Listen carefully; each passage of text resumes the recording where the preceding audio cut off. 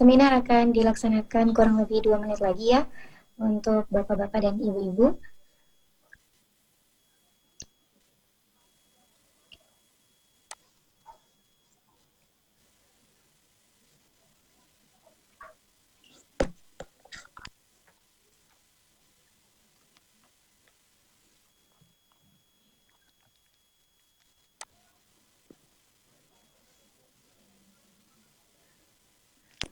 Oke, selamat malam untuk para hadirin yang sudah join. Apakah suara saya sudah terdengar?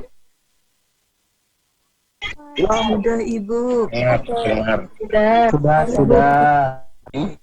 Oke. Oke, selamat malam para hadirin yang sudah join pada malam hari ini. Pertama-tama izinkan saya untuk memperkenalkan diri terlebih dahulu. Saya Dr. Noni Priscilia sebagai host pada malam hari ini akan memandu jalannya seminar pada malam hari ini. Sebelumnya saya ucapkan terima kasih kepada para hadirin yang sudah meluangkan waktunya untuk bersama-sama menyimak materi yang akan disampaikan pada malam hari ini. Ternyata cukup banyak yang antusias, ada sekitar 270-an yang join. Nah, yang sebenarnya malam hari ini sama-sama untuk mendengarkan bagaimana dan seberapa jauh sebenarnya seorang pasien memiliki hak untuk mengakses rekam medis. Oke, sebelum kita masuk ke materi, izinkan saya untuk memperkenalkan dan membacakan CV singkat pemateri kita pada malam hari ini. Oke, materi akan dibawakan oleh Dr. Rano Indradi Sudra MK. Beliau selaku Bu Noni, ya, Dok. saya tidak mendengar suaranya. Oke. Untuk peserta harap untuk dimatikan terlebih dahulu atau dimute-kan dulu mic-nya. Ini hanya saya atau yang lainnya juga tidak tahu. Untuk peserta harap untuk Saya belum mendengar suara Bu Noni. terlebih dahulu.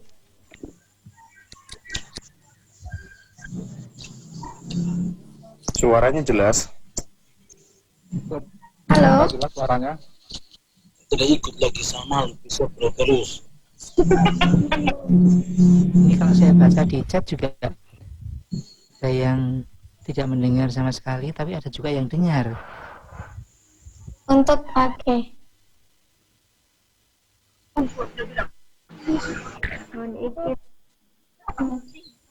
untuk para peserta, untuk harap mic-nya dimatikan terlebih dahulu.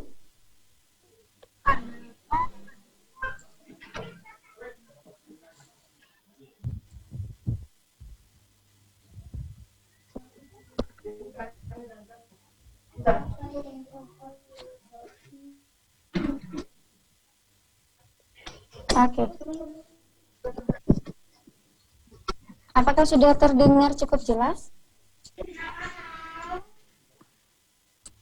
Oke. Jelas, Mbak.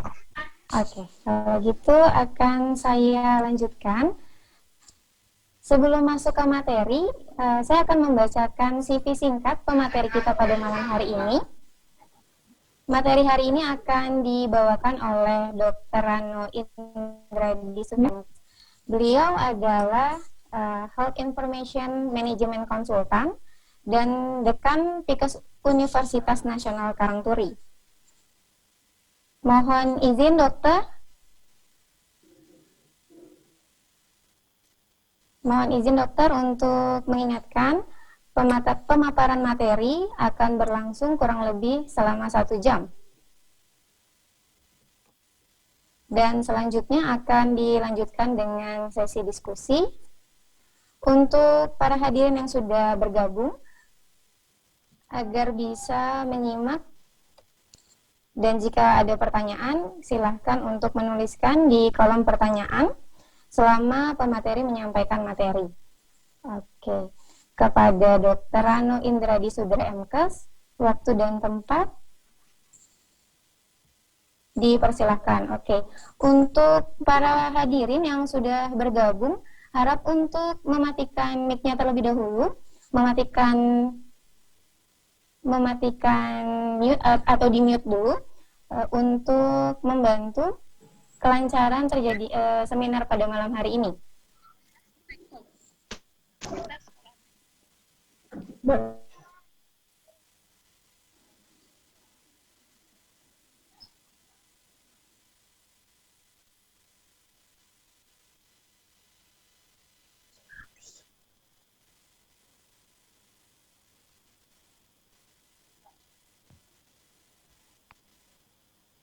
Tes 1, Bu Noni dengar suara saya?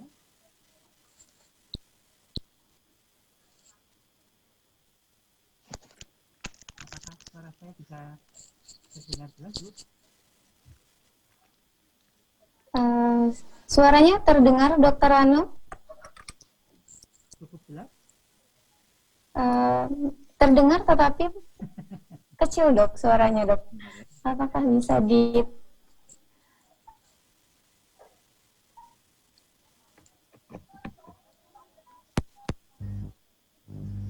Tes 1. Ya, Sekarang? sudah terdengar, Dokter Rano?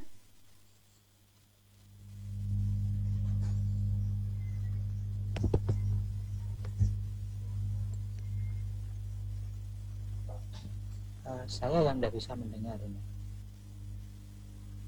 Suara saya jelas, tapi saya nggak bisa mendengar ya. Oh, suara Dokter Rano terdengar jelas, Dok.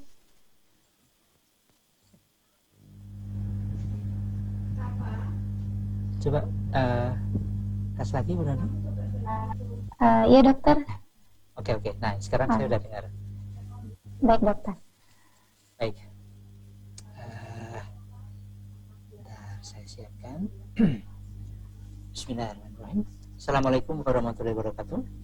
Selamat malam, Bapak Ibu sekalian. Alhamdulillah, malam hari ini kita bisa berkumpul untuk berdiskusi. Ya, ini saya lihat ada cukup banyak rekan-rekan di sini. Saat ini ada 325, tentu dengan saya dan dengan Bu Noni juga. Baik, sebelumnya terima kasih berkenan bergabung untuk berdiskusi. Bapak Ibu sekalian, ada waktu sekitar 1 jam saya akan coba paparkan materi. Topik diskusi kita malam ini tentang hak akses pasien terhadap rekam medis. Topik dan kondisi ini sebenarnya merupakan kondisi harian.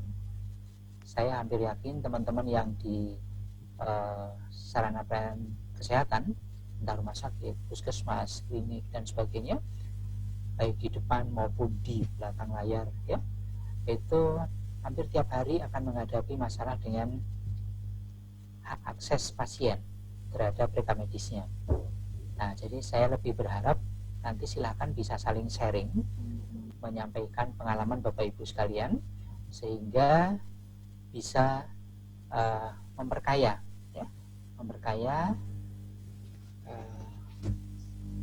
diskusi kita. Sebentar, ini ada beberapa yang menyampaikan bahwa suara saya kecil, tapi ada juga yang bilang, oh ini katanya kurang jelas. Segini gimana, Bu Noni? Sudah cukup jelas, Dokter? Oke, saya coba lebih dekatkan lagi aja ya. Nah, mungkin segini ya. Baik, Dokter. Saya khawatir kalau terlalu dekat nanti kegigit gitu. Saya siapkan share screen-nya Bapak Ibu. Bentar ya. Oke. Apakah layar saya sudah tampil, Bu Noni? Sudah, Dokter. Alhamdulillah. Baik.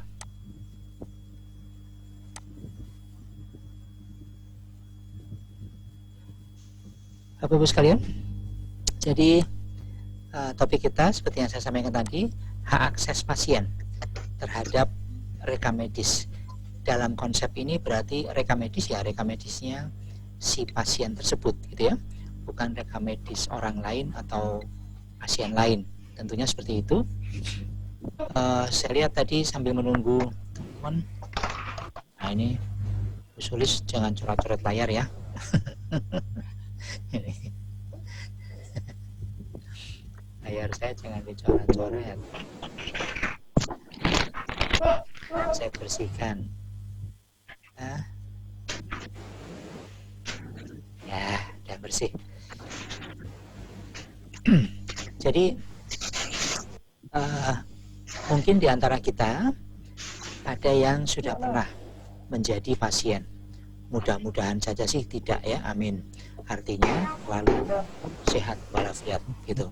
Tapi seandainya pernah menjadi pasien, maka salah satu hal yang wajar muncul dalam pasien adalah Limis tunggu saja tadi jam 5:30 ada pulang dari lapangan. Bu Ita barangkali ya, Bu Ita Rahma bisa di mute dulu supaya tidak campur baur suaranya. Alhamdulillah, makasih. Nah, seorang pasien wajar muncul keinginan untuk mengetahui kondisi dirinya, gitu ya. Entah hanya sekedar ingin tahu hasil dari suatu pemeriksaan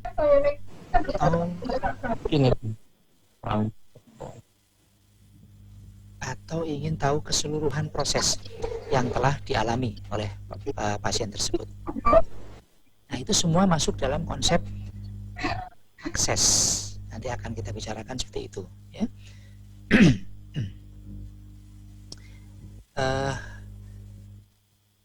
Nanti keseluruhan slide ini akan saya share melalui WA Group Bapak Ibu, ya.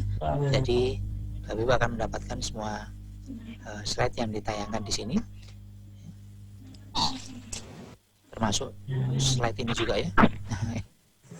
Ini bukan rekam medis, tapi hanya catatan singkat mengenai saya. Nah, saat ini saya home base di Universitas Nasional Karangturi, Bapak Ibu. Di situ sebagai Dekan Fakultas Ilmu Kesehatan, dan di Fakultas Ilmu Kesehatan salah satu prodinya adalah program studi Manajemen Informasi Kesehatan atau MIK. Ya. MIK ada yang menyebut RMIK, ya, Rekam Medis dan Manajemen Informasi Kesehatan. Oke lah, sama ya.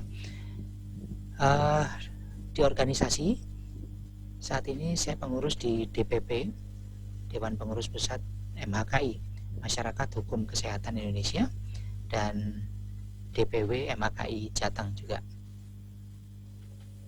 Selain mengajar di Universitas Nasional Karangturi, saya juga di beberapa institusi lain, utamanya untuk bidang yang terkait dengan rekam medis dan manajemen informasi kesehatan, baik di D3, D4, S1 maupun di S2, SIMKES dan S2 Hukum Kesehatan. Ya. Bapak Ibu, ini beberapa buku yang alhamdulillah saya susun dan sudah terbit. Mudah-mudahan bisa terus tambah dan bermanfaat ya. Oke. Ini beberapa tulisan yang sudah diterbitkan juga. Tentu saja semuanya tentang rekam medis dan manajemen informasi kesehatan dari berbagai aspeknya. Ya. Ini yang saya tayangkan terutama yang tahun 2020, Bapak Ibu. Oke, yuk kita diskusi dulu sebentar untuk memulai pembicaraan tentang topik materi kita. Ya. Bapak Ibu sekalian, menurut Bapak Ibu, menurut teman-teman sekalian di sini, ya, sebenarnya apakah pasien memiliki hak untuk mengakses rekam medisnya? Sepengetahuan Bapak Ibu selama ini bagaimana? Boleh silakan langsung jawab, tidak apa-apa deh. Menurut Bapak Ibu, apakah pasien gimana? Pasien milik bui kata loh. Ya. Pasien memiliki hak gitu ya. Ini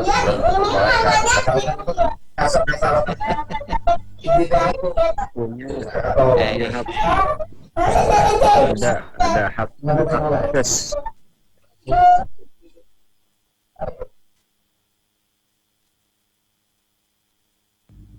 ya. Nah, ini sama hostnya semua di mute. Saya juga kena mute tadi. Yang jam-jam segini ini jam di rumah Bapak Ibu ya, jadi background bermacam-macam kondisi rumah. Oke. Masih ada pendapat yang tidak sama memang. Ada yang berpendapat sebenarnya pasien punya hak, tapi ada juga yang berpendapat pasien nggak punya hak sih sebenarnya. Itu haknya pemberi layanan, dokter dan timnya, ya, tentang akses terhadap reka medis, gitu. Nah, tentu ini yang pertama harus kita luruskan dulu, ya. Prinsipnya pasien memiliki hak untuk mengakses reka medisnya. Nah, itu dulu. Karena kalau jawabannya ternyata yang kedua, ya, kalau jawabannya yang kedua, pasien tidak punya hak sebenarnya. Nah, maka diskusi kita akan berbeda nanti. Arahnya dan kontennya akan berbeda. Ya. Jadi, step pertama sekarang sudah kita sepakati bahwa pasien memiliki hak untuk mengakses reka medisnya. Oke. Nah, kalau kita sudah sepakat bahwa pasien itu memiliki hak untuk mengakses reka medisnya, pasien yang bagaimana yang berhak? Karena pasien itu kan beraneka ragam kalau barang, ya, bermacam-macam kalau manusia. Bayi juga pasien, anak juga pasien, lansia juga pasien. Itu dari aspek umur, ya kan? Dari segi yang lain, apakah pasien dengan diagnosis tertentu? Apakah pasien dengan kondisi tertentu? Apakah pasien dengan usia tertentu? Dan seterusnya. Nah, ini juga perlu kita diskusikan dan sepakati. Dengan pemikiran itu, maka muncul istilah pasien yang berkompeten. Begitu. Pasien yang berkompeten. Contoh saja, anak, atau kalau mau lebih ekstrim, balita, ya, tentu tidak termasuk dalam kelompok pasien yang berkompeten. Ya. Ada yang lepas suaranya. Ya. Kalau kita ringkas, maka seorang pasien disebut atau masuk kelompok pasien yang berkompeten jika dia memenuhi syarat dan ketentuan yang berlaku. Ini kayak belanja aja ya, pakai syarat dan ketentuan gitu. Yang pertama, dewasa. Makanya tadi saya sebut anak, bahkan balita gitu ya, untuk memancing bahwa kelompok itu tidak masuk dalam kriteria pasien yang berkompeten. Hanya pasien dewasa. Oke.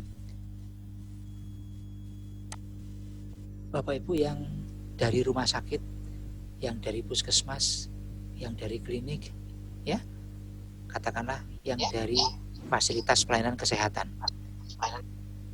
coba bisa sharing barangkali di tempat Bapak Ibu masing-masing, kriteria batas pasien dewasa itu umur berapa?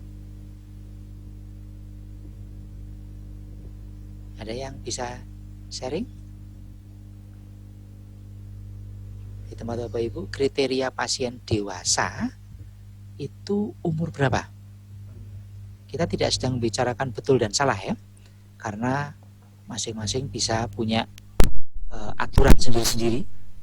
Oke, tidak apa-apa. 16 tahun mungkin ya, Dok. 16 tahun. Oke, makasih masukannya. Dari tempat yang lain? 17 tahun.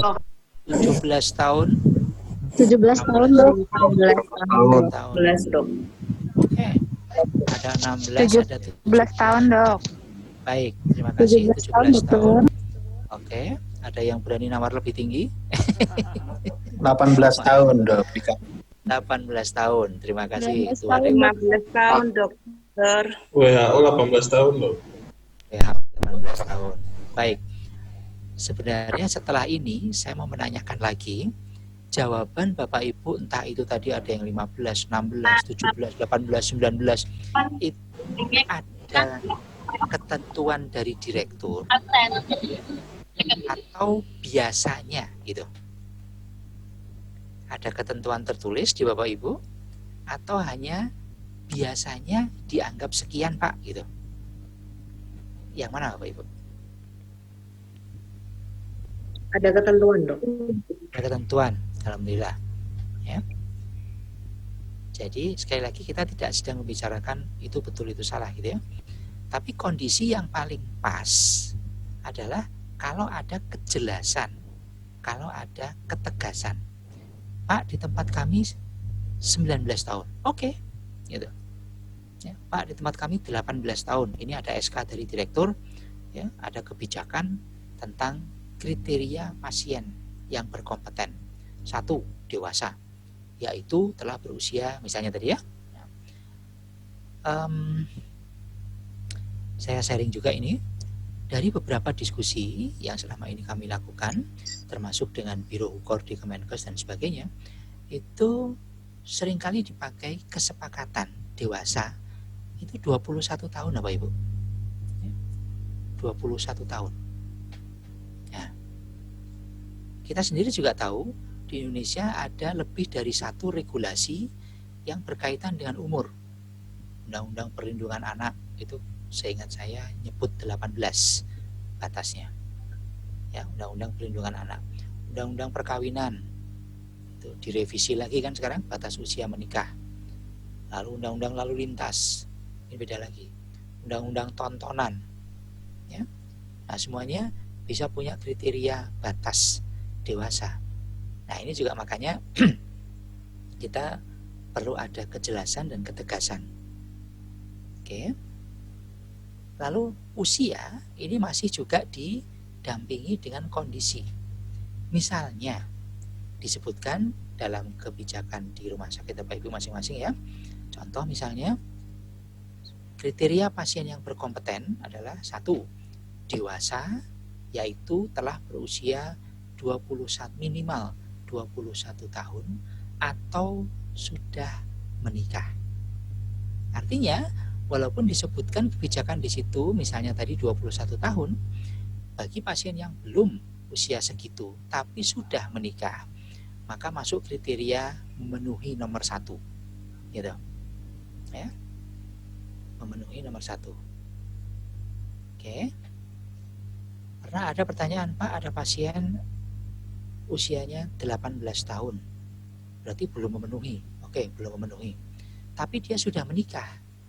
Oh ya, memenuhi kalau gitu. Tapi sekarang sudah cerai. Gitu ya. Nah, maka kriterianya bukan sudah menikah, tapi sudah pernah menikah. Sehingga walaupun saat ini dalam kondisi tidak sedang menikah, dia masuk kriteria sudah pernah menikah. Oke, 1 itu dewasa atau sudah pernah menikah.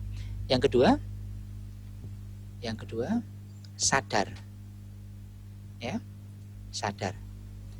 Sadar itu bukan tidak pingsan. Pengertiannya di sini berbeda. Sadar itu bukan tidak pingsan.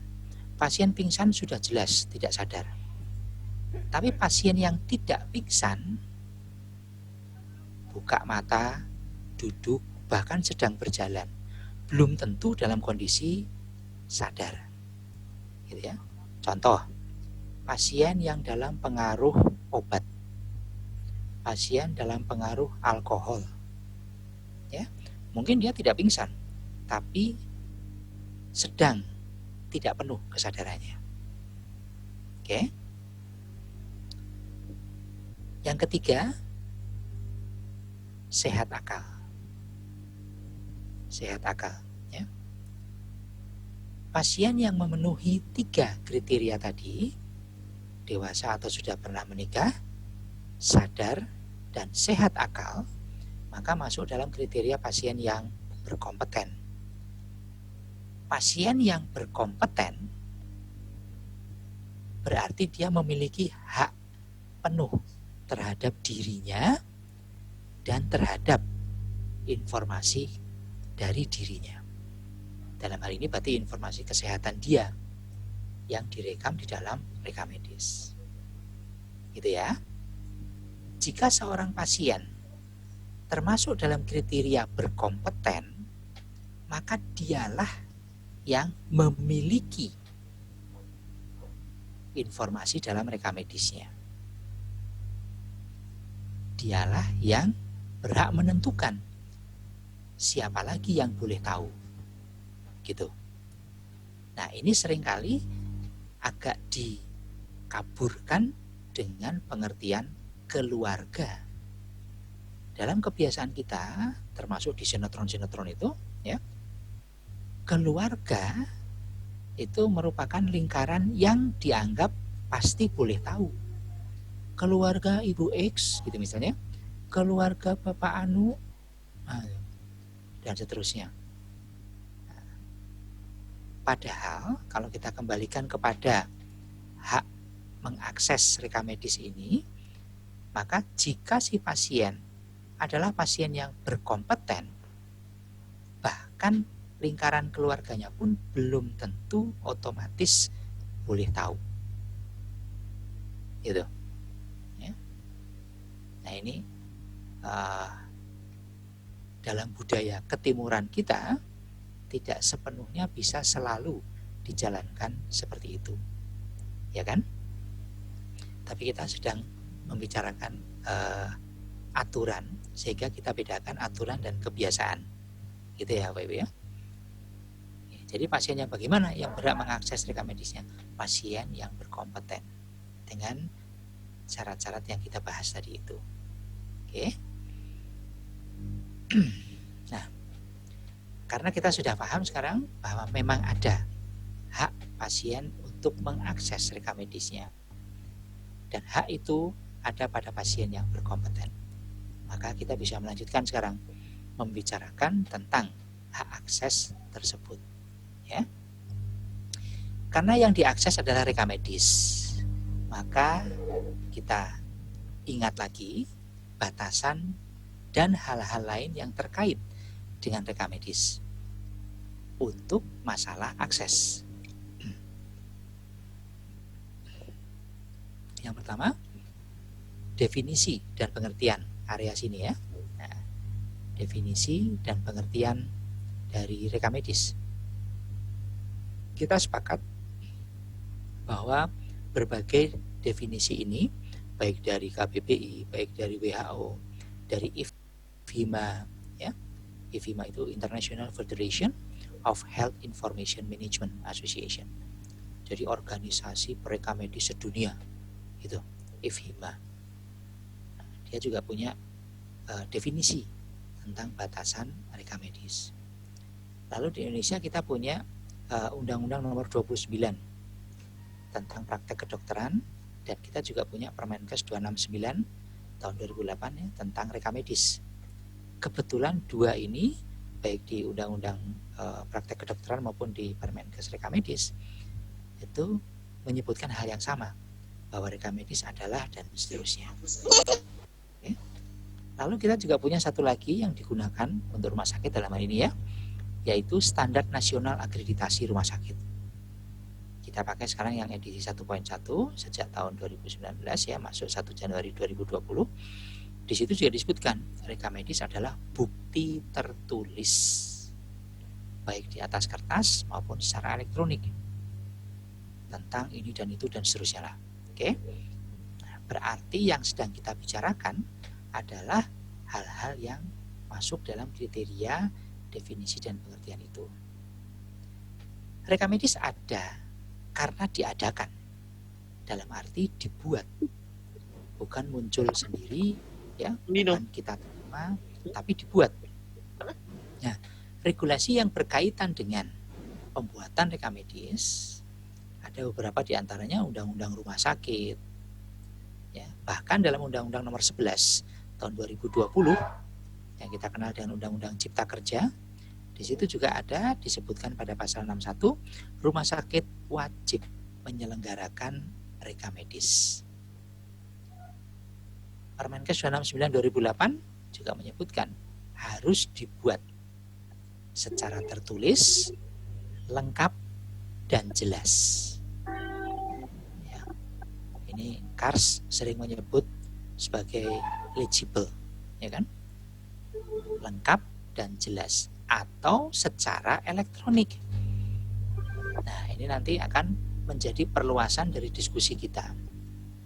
Kalau rekam medisnya sudah menjadi rekam medis elektronik, itu terus bagaimana hak akses pasien? Gitu kan? Bagaimana hak akses pasien? Masih ada atau menjadi tidak ada? Kalau masih ada, terus bagaimana bentuknya? Gitu. Oke. Prinsipnya Bapak Ibu, rekam medis migrasi atau berkembang menjadi bentuk rekam medis elektronik. Prinsip dasarnya sama. Artinya, dalam hal akses tidak menghilangkan hak akses pasien terhadap rekam medis tersebut. Nah, ini hati-hati, sudah sampai di situ. Berarti rumah sakit, puskesmas, klinik, dan sebagainya yang mengembangkan dan menggunakan rekam medis elektronik, ya, semestinya menyediakan menu atau cara yang bisa digunakan oleh pasien untuk mengakses rekam medisnya dia yang ada dalam bentuk elektronik tadi. Ya. Baik, sampai dengan itu barangkali Bapak Ibu ada yang berkenan sharing. Apakah ada Bapak Ibu yang rumah sakitnya, katakanlah gitu, sudah mulai menggunakan elektronik, walaupun belum sepenuhnya ya. Kalau ada, apakah di rumah sakit Bapak Ibu pasien bisa dan boleh, gitu, ya, bisa dan boleh mengakses rekam medis elektronik tersebut? Ada yang berkenan sharing barangkali?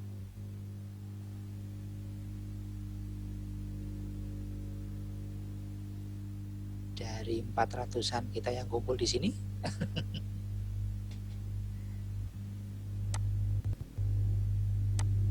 Ada? Atau belum ada? Oke, nanti silakan anytime bisa sharing ya. Nah.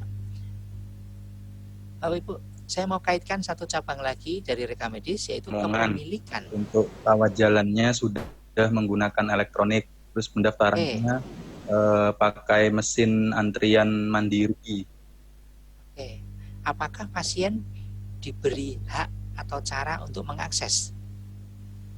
Untuk cara mengakses masih belum, cuma untuk meminta resume medisnya harus melalui beberapa prosedur sesuai dengan ketentuan, Dok.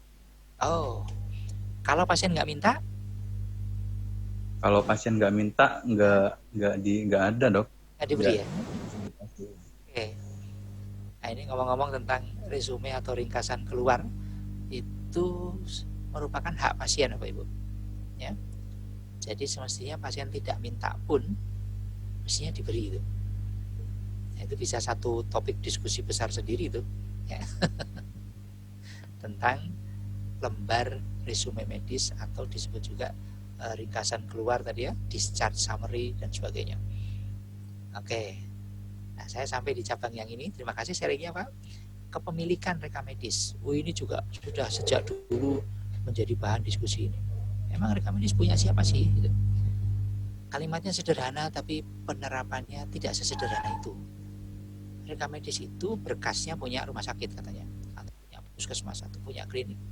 Tapi isinya, cerita di dalamnya itu milik pasien. Nah, kalimat ini kadang kayak jelas, kadang menjadi tidak juga, ya. Di Permenkes 269 juga disebutkan begitu. Di Undang-Undang Praktek Kedokteran, ya, Undang-Undang 29 tahun 2004 juga disebutkan seperti itu. Bedanya Bapak Ibu, di Permenkes 269 disebutkannya isi rekam medis memang milik pasien. tapi dalam bentuk ringkasan rekam medis. Sedangkan di Undang-Undang 29 tentang praktek kedokteran tadi disebutkannya isi rekam medis milik pasien. Tidak dikaitkan dengan dalam bentuk resume atau ringkasan. Nah, ini beda ini. Ya, nanti saya bahas setelah ini. Terus di pasal 52 Undang-Undang Praktek Kedokteran disebutkan pasien memiliki hak untuk mendapatkan isi rekam medis. Kata-kata mendapatkan itu sebenarnya adalah suatu sinonim atau suatu bentuk lain dari kata-kata akses. Mendapatkan isi itu merupakan bentuk lain dari akses, Bapak Ibu. Nah, ini juga menjawab pertanyaan di depan tadi bahwa hak akses pasien terhadap rekam medisnya dilindungi di tingkat undang-undang. Dan kita tahu undang-undang tinggi ya dibanding Permenkes, jelas di atasnya ini. Oke. Lalu ada satu yang ingin saya sampaikan di sini. Nah, ini yang paling bawah kanan ini ya.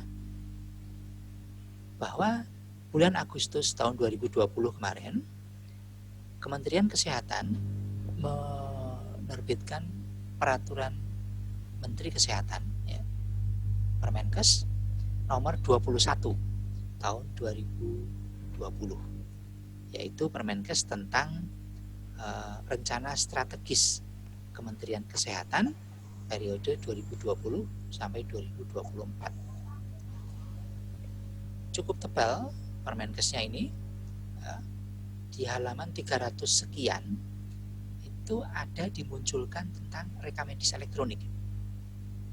Dalam arti disebutkan di situ bahwa Kemenkes, dalam hal ini pemerintah ya, Kemenkes mentargetkan pada tahun 2024 seluruh rumah sakit, artinya 100%, sudah mengaplikasikan rekam medis elektronik. Dan RME-nya, rekam medis elektroniknya ini adalah terintegrasi. Terintegrasi artinya ada komunikasi data antara satu rumah sakit dengan rumah sakit yang lain. Yang dikomunikasikan bukan keseluruhan isi dari rekam medis, tapi resume medis. Nah, balik lagi nih sekarang ke urusan resume medis ya kan. Itu targetnya nggak lama lagi loh, 2024.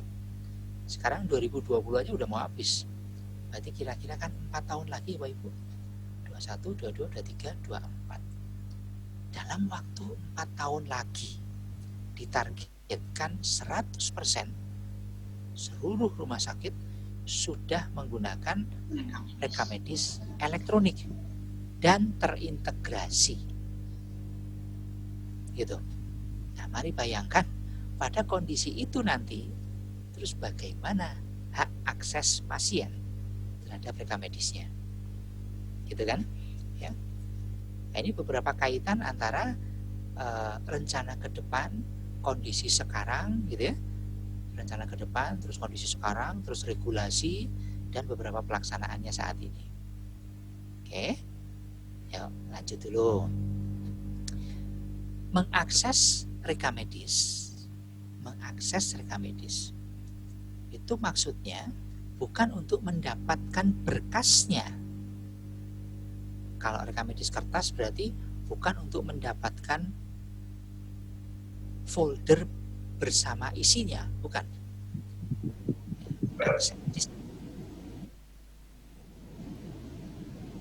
Dalamnya, gitu. Nah, itu sebabnya di slide ini saya tampilkan beberapa kriteria terkait data dan informasi, ya, baik definisi dari KBBI, Kamus Besar Bahasa Indonesia, atau menurut Undang-Undang KPI, ya, apa sih informasi itu, gitu kan ya? Atau bahkan menurut Undang-Undang Nomor 19 tahun 2016. Bapak Ibu, Undang-Undang Nomor 19 tahun 2016 ini merupakan perubahan dari Undang-Undang Nomor 11 tahun 2008 yang kita kenal selama ini dengan Undang-Undang ITE. Jadi saya sarankan kalau Bapak Ibu membaca atau terkait sedang ada membaca menelusuri Undang-Undang ITE, maka selain Undang-Undang Nomor 11 tahun 2008, silahkan juga untuk membaca Undang-Undang Nomor 19 tahun 2016.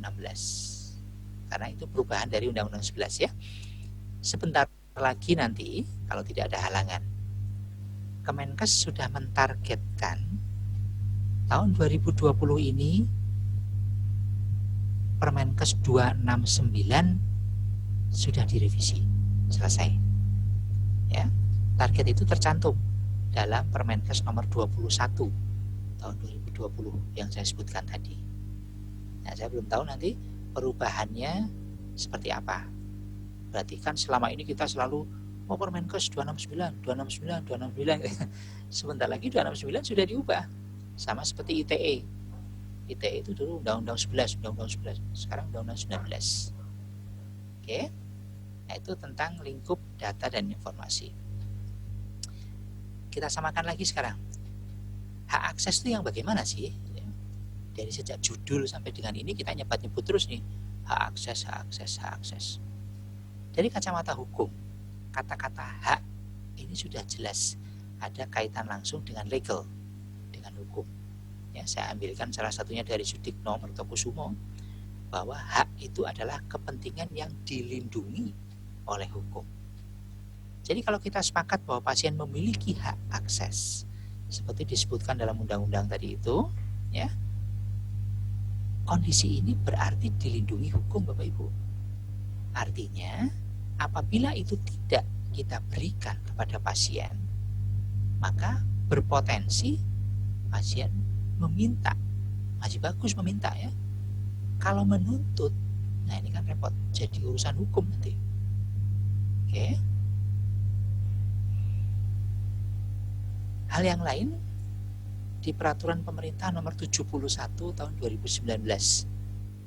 71 nomor 2019. Nah, ini juga merupakan perubahan dari PP nomor 82 tahun 2012. Yaitu tentang PSTE, penyelenggaraan sistem dan transaksi elektronik. Gitu. Ya. Penyelenggara agen elektronik wajib memastikan pengendalian terhadap otorisasi dan hak akses. Itu sebabnya kalau rumah sakit atau puskesmas Bapak Ibu sudah mulai mengembangkan rekam medis elektronik, masalah terkait hak akses ini perlu disiapkan, perlu didiskusikan betul. Jangan sampai kedepannya nanti menjadi lubang masalah, ya. Amin. Mudah-mudahan tidak. Ya. Sekolah online. Akses merupakan kegiatan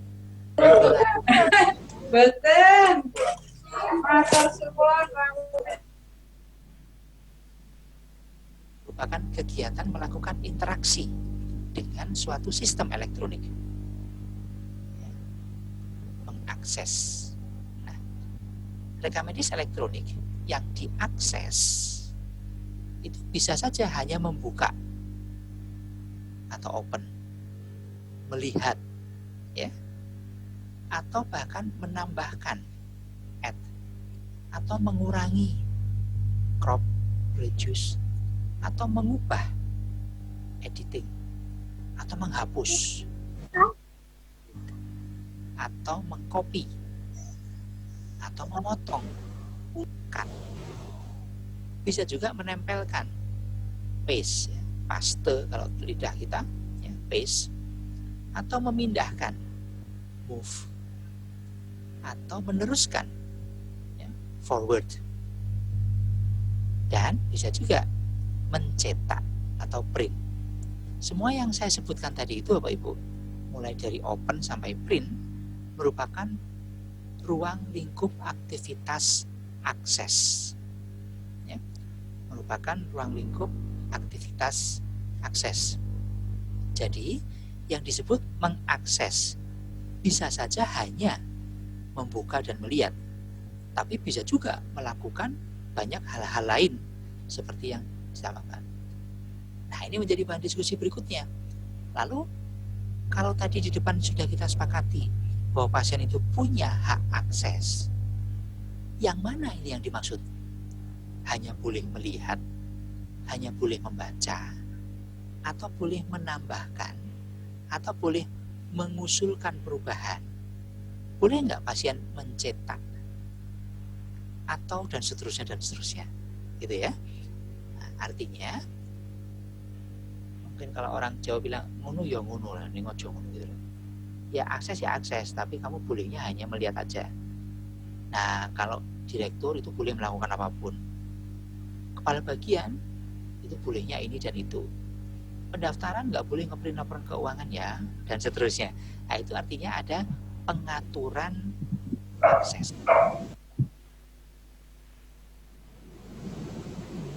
Otorisasi. Bagian pendaftaran hanya bisa mendaftar. Kalau Bapak Ibu perhatikan, kasir-kasir di swalayan itu hanya bisa memasukkan data penjualan. Maka disebut POS, Point of Sales. Kalau ada penjualan yang diubah, kita beli kecap 2 botol, terus Mbak nggak jadi, yang 1 botol nggak jadi, belinya 1 saja. Padahal udah terlanjur di scan itu. Mohon izin dokter untuk mengingatkan waktu presentasi ada 15 menit lagi, dan untuk dokter dan untuk para hadirin yang ingin bertanya, untuk dipersilahkan melakukan pertanyaan di kolom yang sudah disediakan, dan setelah ini kita akan melakukan sesi diskusi. Terima kasih dokter, silahkan dilanjutkan. Itu yang kita ngikut. Saya jadi lupa tadi sampai mana. Oh ya, tentang lingkup akses ya. Kasir yang tadi saya ceritakan, kasir swalayan, itu tugasnya, haknya memang hanya memasukkan data. Jadi kalau ada data penjualan yang perlu diubah, misalnya pembeli membatalkan 1-2 barang gitu ya, nggak jadi misalnya gitu, maka dia tidak bisa langsung mengubah, harus seizin supervisornya dan seterusnya. Nah, ini contoh adanya pengaturan akses.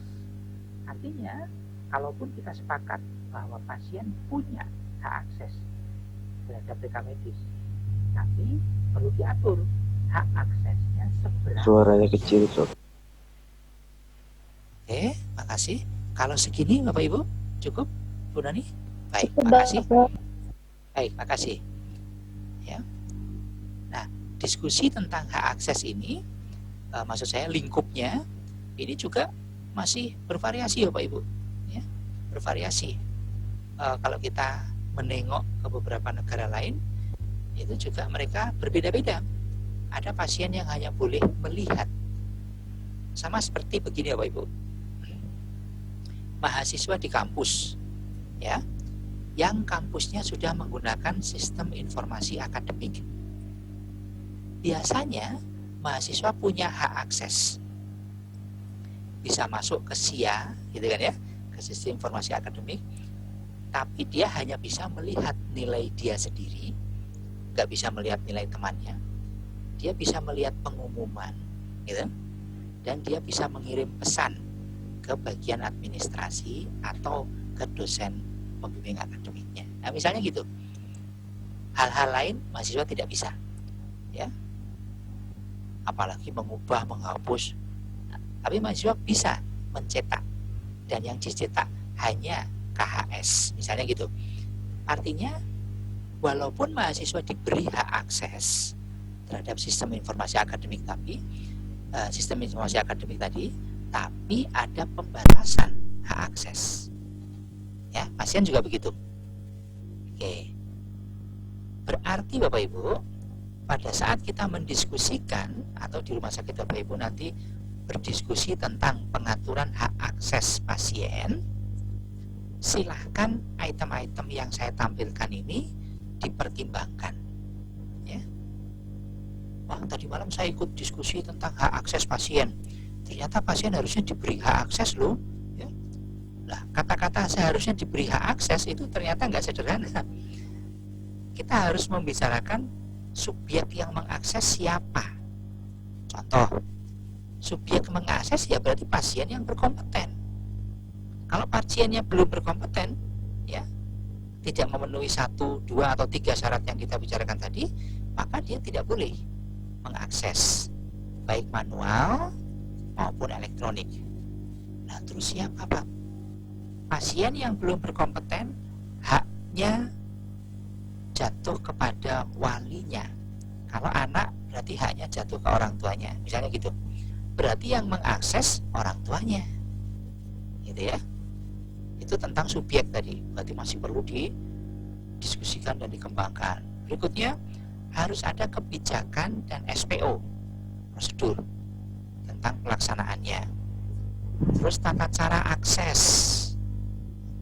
Bahkan saya sarankan silakan ditentukan tempat dan sarana akses. Contoh, pasien di rumah sakit kami bisa, Pak, mengakses, tapi hanya dari komputer di rumah sakit, tidak bisa mengakses dari rumah. Nah, misalnya gitu.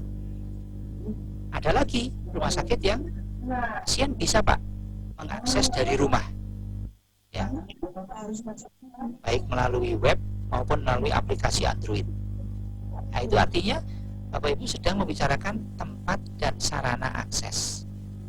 Berikutnya, pasien tadi boleh mengakses bagian yang mana? Contoh yang saya pernah tahu, pasien boleh mengakses, tapi hanya menampilkan resume medis. Lembar-lembar lain pasien tidak bisa menampilkan, membaca, dan sebagainya. Nah, ini berarti kita sedang membicarakan area data yang diakses. Batasan waktu akses, maksudnya data mundur berapa lama yang bisa diakses, gitu. Kalau pasien ini pasien episode Januari, ya, dia rajin tiap bulan ke rumah sakit kita, gitu, apakah dia bisa mengakses seluruh riwayat sejak dia datang awal sekian tahun yang lalu sampai hari ini, atau hanya bisa mengakses mundur 1 tahun, gitu. Kalau mau mengakses lebih jauh lagi, maka harus izin khusus lagi, dan seterusnya, gitu ya. Itu batasan waktu akses.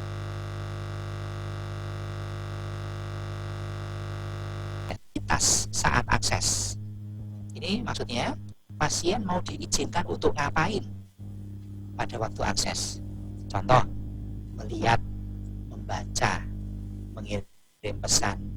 Boleh nggak pasien mencetak dan seterusnya kayak tadi itu, ya.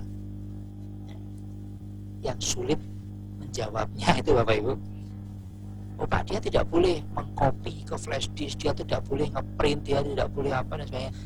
Nah, tapi sekarang semua orang punya kamera tuh, kamera yang di HP itu, ya toh?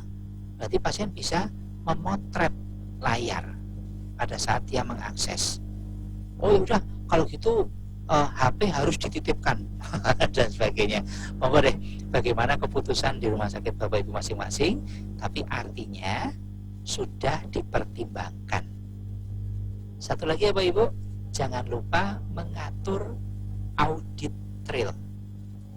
Audit trail adalah kemampuan sistem untuk mencatat seluruh aktivitas atau kegiatan akses, sehingga kita bisa tahu tadi pasien yang mengakses tanggal sekian, jam sekian atas nama ini, gitu ya, melakukan apa saja dia, gitu.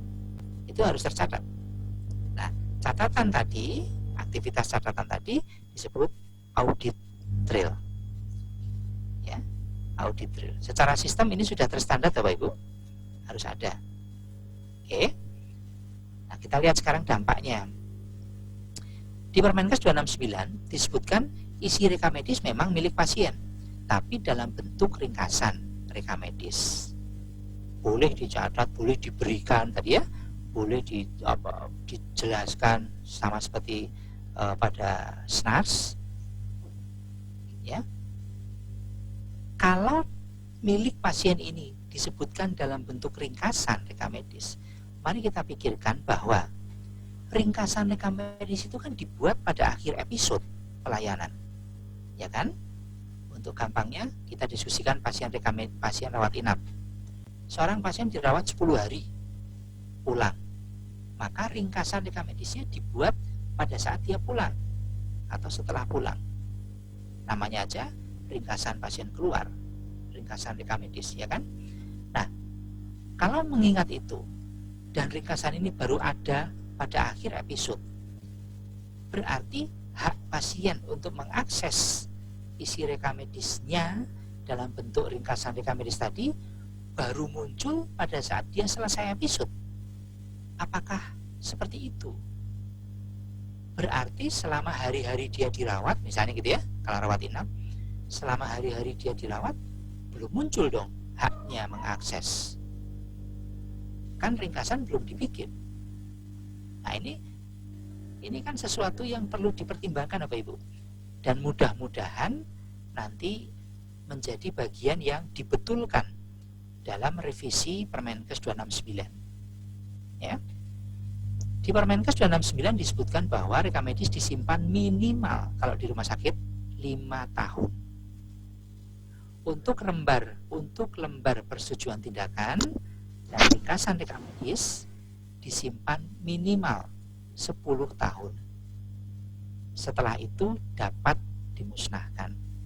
Bukan wajib ya Bapak Ibu ya, tapi dapat dimusnahkan. Seandainya dimusnahkan, terus hak pasien untuk mengakses bagaimana? Kan kata Permenkes 269, yang dimiliki pasien itu isi rekam medis dalam bentuk ringkasan rekam medis. Nah, kalau ringkasan rekam medisnya sudah dimusnahkan, terus pasien memiliki apa? Kalau tidak lagi memiliki apa-apa, berarti haknya juga hilang. Apakah seperti itu? Gitu misalnya ya. Ini perlu ada diskusi-diskusi. Bapak Ibu, tidak seluruh hal bisa kita jawab dan selesai di sini loh ya. Gitu. Beberapa hal merupakan lontaran bersama, masukan bersama, ya. Bahkan mungkin silakan disepakati di dalam rumah sakit masing-masing gitu. Sampai nanti ada regulasi yang diterbitkan yang lebih memastikan hal tersebut. Ya. Undang-Undang Praktek Kedokteran menyebutkan isi rekam medis milik pasien.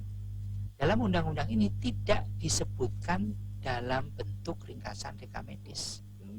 Artinya seluruh isi rekam medis ceritanya adalah hak milik pasien. Ini berbeda dengan Permenkes 269 tadi. Yang menjadi milik pasien hanya ringkasan rekam medis. Ya kan? Ya, di sini muncul beberapa perbedaan.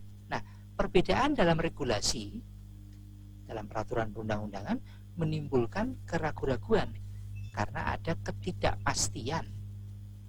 Ya, teman-teman di profesi hukum ini menyebut, wah ini ada ketidakpastian hukum.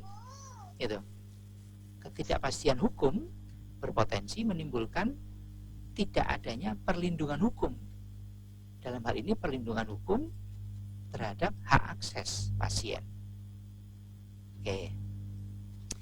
Lalu bagaimana kaitan akses dengan masa retensi dari rekam medis? Tadi sudah saya singgung sedikit ya, bahwa rekam medis memiliki umur katanya minimal 5 tahun. Di manual rekam medis beda lagi nih. Lembar resume medis minimal 25 tahun Bapak Ibu. Nah, ini muncul ketidaksamaan lagi kan? Ada ketidakharmonisan antara satu regulasi dengan regulasi yang lain. Ya. Di PP nomor 46 tahun 2014. Di situ disebutkan untuk data dan informasi kesehatan non elektronik maka disimpan minimal 10 tahun. Sedangkan data dan informasi kesehatan yang disimpan dalam bentuk elektronik harus disimpan paling singkat atau minimal 25 tahun. Angka ini sudah berbeda dengan Permenkes 269. Berbeda dengan Undang-Undang Praktek Kedokteran. Ya. Ini menimbulkan ketidakpastian hukum. Oke. Tadi yang saya sebutkan ya, yang di dalam Kamu mau kemana? mau kemana itu? Senang ya mainan sama putranya, alhamdulillah. Oke, jadi dengan mempertimbangkan masa retensi Bapak Ibu, sebenarnya ada kaitan dengan pertimbangan terhadap hak akses pasien. Itu selama ini mungkin Bapak Ibu membicarakan masa retensi selalu dikaitkan dengan pemusnahan. Sudah selesai, titik. Tapi sebenarnya enggak loh ya. Ada banyak kaitan-kaitan yang lain. Oke. Untuk yang bukan rumah sakit atau non rumah sakit, maka minimal 2 tahun. Ya. Di surat edaran Dirjen Yanmep tahun 1995 dibedakan antara rekam medis aktif dan inaktif. 2 tahun.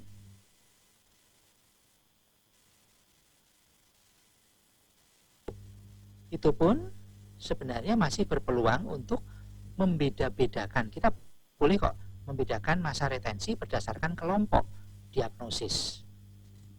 Dan silakan dipertimbangkan untuk rekam medis kasus mediko-legal. Ya. Di sini disebutkan minimal 23 tahun. Itu pun setelah ada ketetapan hukum dari kasus tersebut. Setelah ingkrah kata orang hukum, ya. Oke. Kalau kita naik satu tingkat lagi ke Undang-Undang nomor 44 tentang rumah sakit sudah menyebutkan di pasal 55, rumah sakit wajib menyimpan rekam medis dalam jangka waktu tertentu. Artinya silahkan rumah sakit Bapak Ibu masing-masing mengatur jangka waktunya. Tentu mengacu kepada berbagai regulasi tadi itu. Ya. Bapak Ibu, yang diwajibkan di sini adalah wajib menyimpan, bukan dan tidak ada wajib memusnahkan. Ya. Jangan khawatir. Satu lagi di manual tadi ya, minimal 5 tahun dan resume 25 tahun. Dalam keilmuan rekam medis sebenarnya disebutkan resume medis atau ringkasan pasien keluar itu disimpan selamanya. Kita punya istilah diabadikan atau dilestarikan. Menurut saya ini yang paling pas. Ya, kalau itu diabadikan berarti hak pasien untuk mendapatkan informasi rekam medisnya juga ada terus, abadi. Tidak hilang karena lembar tersebut sudah dimusnahkan. Gitu. Ya. Oke, ini sudah saya tayangkan tadi yang elektronik 25 tahun. Baik. Jadi Bapak Ibu, setelah kita lihat tadi masih diperlukan harmonisasi, ya, penyelarasan dan atau rekonstruksi. Rekonstruksi itu mungkin pengubahan, penambahan, pembetulan dari berbagai regulasi tadi ya, peraturan perundang-undangan, supaya ada kepastian hukum terkait hak akses pasien terhadap rekam medisnya. Ya, silakan barangkali ada yang mau didiskusikan, ada yang di-sharingkan. Ya. Oke, demikian Melani. Ya, silakan Melani. Saya bertanya Pak. Oke. Ada diatur Bu Noni itu. Baik Pak. Oke, sebentar ya Pak ya. Ini banyak sekali ternyata Dok yang antusias untuk bertanya. Waduh. Mengenai ya saya hitung ada lebih daripada 10 nih Dok. Baik. Mudah-mudahan bisa selesai sebelum subuh ya. Baik Dok. Oke. Pertanyaan pertama dari Ibu Astri Ayu. Sejauh Ini mana Dok? Melalui chat berarti tadi. Chat, iya Dokter. Oke, silakan sebenarnya. Sejauh mana informasi pasien boleh diakses oleh pasien tersebut Dok?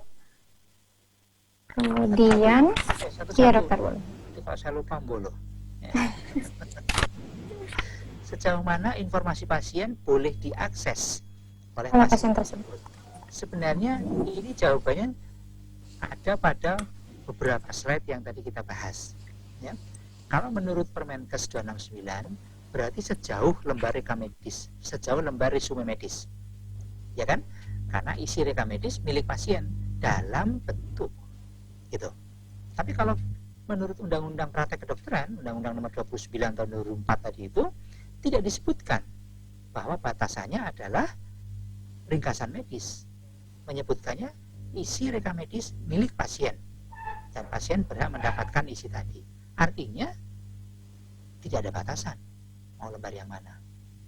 Nah, cuma saya pribadi menyarankan apabila rumah sakit Bapak Ibu, saya nyebutnya rumah sakit tapi maksud saya berarti semua Fasienkes ya. Nanti kadang-kadang teman-teman yang dari puskesmas lain, wah akurat disebut-sebut. Ya, semuanya lah. Kalau rumah sakit Bapak Ibu sedang mendiskusikan atau mengatur kembali hak akses pasien ini, gitu, saya menyarankan tetap ada batas, yaitu lembar mana yang bisa diakses oleh pasien. Contoh tadi misalnya, oh pasien bisa Pak membuka sistem rekam medis elektronik, gitu ya, tapi hanya bisa menampilkan resume medisnya. Menampilkan loh ya, artinya dia bisa menampilkan, bisa membaca, tidak bisa melakukan hal lain dan tidak bisa terhadap lembar-lembar lain. Nah, itu contoh misalnya seperti itu. Oke. Ada lagi Bu Noni? Pertanyaan nomor 9. Nomor 2 ding. Baru nomor 2 dok. Oh, iya, iya. Oke, kemudian ada pertanyaan dari Pak Ahmad dok. Bila ada mahasiswa, baik mahasiswa kesehatan, apakah boleh jika memfoto rekam medis pasien? Ini yang tadi saya juga sudah sampaikan, yang paling sulit itu menjaga penggandaan rekam medis dengan metode memfoto, gitu. Kalau mengcopy, mengirim, meneruskan, memforward gitu ya dan sebagainya, memfotokopi itu bisa kita cegah deh. Tapi menurut saya yang saat ini paling sulit adalah mencegah untuk menggandakan melalui foto kamera, melalui HP gitu. Karena saat ini bisa dibilang semua orang pegang itu. Dan bagaimana caranya kita mau melarang? Paling kalau mau tegas ya. Pada saat mengakses di ruang rekam medis silakan HP dititipkan, misalnya gitu. Itu contoh saja ya, upaya untuk mempertegas aturan gitu. Tapi artinya kalau dikembalikan ke pertanyaan Pak Ahmad tadi, boleh nggak foto? Saya pribadi berpendapat tidak, ya jangan. Oke. Baik dokter, ini ada beberapa pertanyaan yang sama. Banyak yang menanyakan bagaimana atau sejauh mana pihak ketiga seperti asuransi bisa mengakses rekam medis pasien dok? Oke. Kalau mengkaitkan dengan asuransi, sebenarnya seseorang menjadi nasabah asuransi, peserta asuransi, itu kan berarti sudah ada kesepakatan antara si individu dengan asuransi yang dia ikuti. Kesepakatan tadi tertuang dalam klausul-klausul di polis asuransi. Saya pernah mengumpulkan beberapa polis asuransi, contoh-contoh gitu ya. Bukan saya ikut beberapa, bukan. Tapi mengumpulkan gitu ya. Lalu saya baca, itu klausulnya memang beda-beda. Contoh, ada asuransi yang menyebutkan, gampangannya gini, untuk mengurus penggantian biaya harus melampirkan diagnosis, misalnya gitu. Kalau menyebutnya seperti itu, berarti hak si asuransi hanya diagnosis. Artinya, kalau asuransi minta informasi diagnosis pasien tersebut, katakanlah ke rumah sakit, sebenarnya tidak perlu surat kuasa lagi. Si polis asuransi tadi... Bu, gimana ya Kak? Mama biar belajar makan digangguin anak ini. Oh, jangan digangguin. Bentar ya.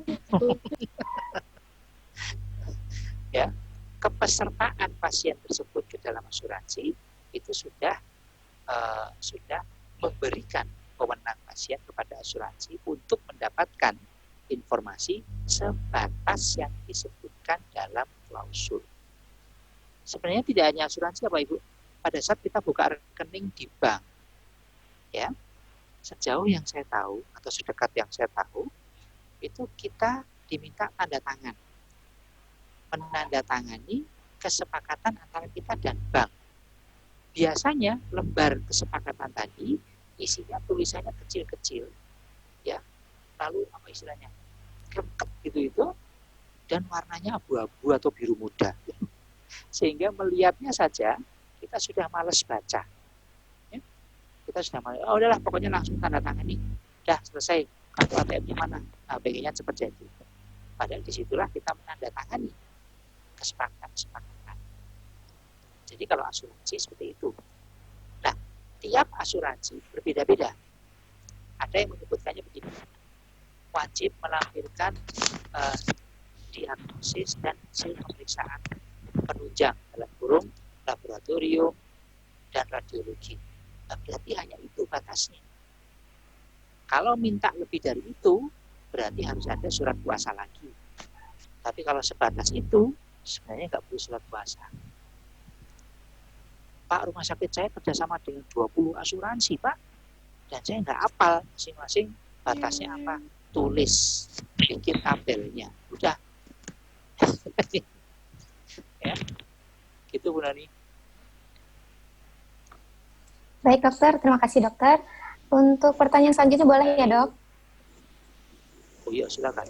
Ya, ini ada pertanyaan dari Bapak Joko Ismoyanto. Apakah rumah sakit dapat memfilter atau hanya ada bagian tertentu yang bisa diakses oleh pasien? Jadi, apakah bisa pasien hanya mengakses tapi hanya sebagian atau bagian-bagian tertentu dari rekam medisnya, dokter? Apakah rumah sakit dapat memfilter? Boleh, dapat. Ya, contohnya tadi itu, di filter pasien hanya bisa menampilkan membaca resume medis. Misalnya gitu, ya. Lembar laporan operasi, lembar kata CPPT dan sebagainya tidak bisa ditampilkan. Boleh.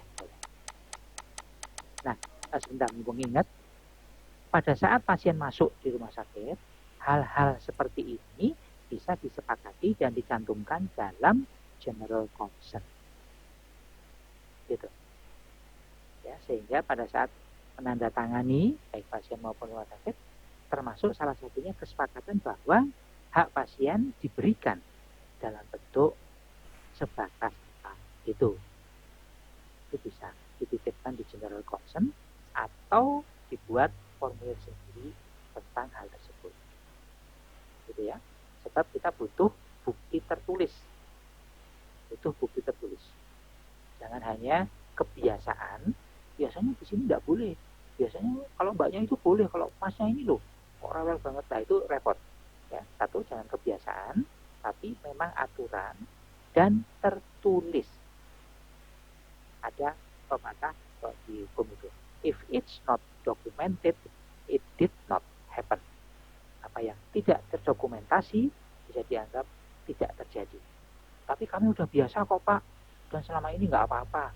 Kalau tidak ada apa-apa, nggak apa-apa. Tapi kalau ada apa-apa, mau apa?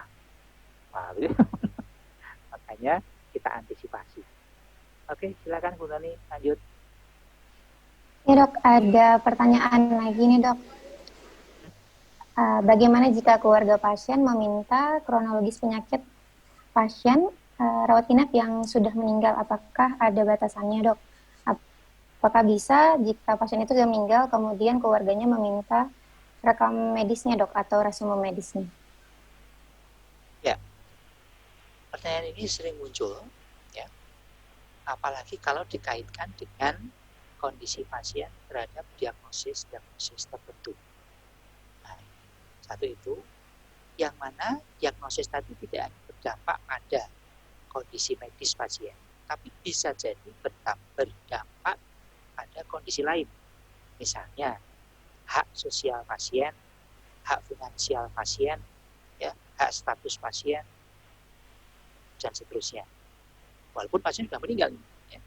Nah, ini sehingga selama ini dengan pertanyaan-pertanyaan itu seperti ini, menurut saya jawabannya tidak bisa one for all, gitu. Misalnya saya jawab boleh, tidak boleh. Nah, itu artinya satu jawaban untuk seluruh kondisi. Menurut saya jawabannya bisa bersifat kasuistik. Kondisinya seperti apa? Gitu. Kemarin Kamis itu kapan? Ya kemarin tadi. Kemarin ada juga rumah sakit yang konsultasi hubungi saya persis, ya bukan persis banget, mirip seperti yang dibacakan penyanyi tadi itu. Mirip seperti itu. Jadi keluarganya mengajukan ke rumah sakit untuk mendapatkan beberapa informasi untuk kebutuhan asuransi. Nah, berarti ada dampak finansial kan? Ya, untuk kebutuhan asuransi. Masih ada jawaban, masih ada pertanyaan berikutnya itu. Dan informasi tadi minta dikirim via email. Gitu. Peminta informasi ini tidak bisa datang ke rumah sakit karena satu dan lain hal, COVID and so on gitu ya. Minta supaya informasinya dikirim melalui email. Nah, mengirim informasi melalui email ini sudah merupakan satu kondisi tersendiri ya Pak Ibu. Ya. Misalnya saya mau ngirim 1 lembar resume medis melalui email, yang saya kirim 2 lembar. Maksud saya, si resume medis tadi menjadi halaman 2. Halaman 1-nya disebut cover page. Nah, cover page ini berisi keterangan yang sudah umum lah, kalimatnya itu kalimat hukum untuk menjaga supaya informasi dan sebagainya dari yang kita kirim tadi aman. Ya, ada upaya dari kita untuk mengamankan seperti itu. Jadi kasuistik ya, bisa dan tidaknya. Kalau dalam diskusi kita kali ini mungkin tidak bisa dijawab secara utuh, kecuali kondisinya bisa dibahas jelas. Pak, sakitnya untuk kebutuhan ini adanya itu, nah itu jawabannya bisa beda dari satu pasien dengan pasien yang lain. Oke. Masih ada sisa, Bu Noni? Masih banyak dokter, ini antusias sekali. Alhamdulillah. Oke dokter. Jadi dok, untuk pasien bisa mengakses rekam medis, apakah bisa kapan saja, ataukah ada waktu-waktu tertentu atau ada syarat-syaratnya untuk mengakses rekam medis dok? Jika pasiennya ingin mengakses, apakah ada syaratnya lagi? Baik. Regulasi di Indonesia belum memunculkan, maksudnya regulasi dari level undang-undang, Permenkes, PP dan sebagainya ya, belum memunculkan tentang batas waktu tersebut. Berarti belum berbatas waktu. Contoh di negara lain ada yang membatasi waktu. Berarti yang membatasi ini regulasi.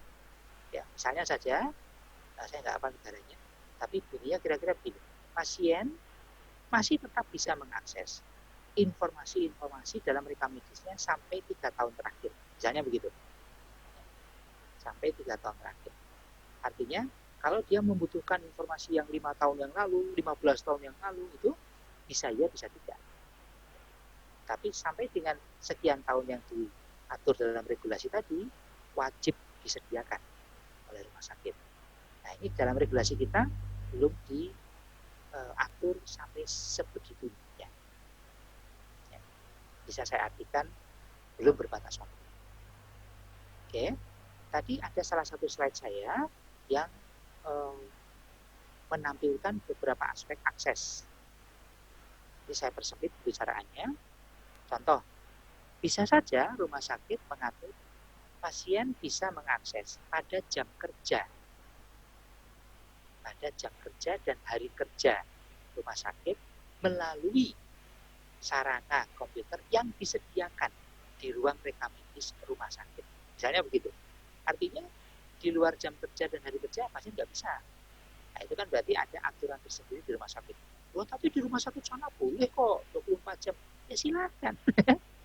Bisa-bisa saja membuat aturan beda rumah sakit. Boleh.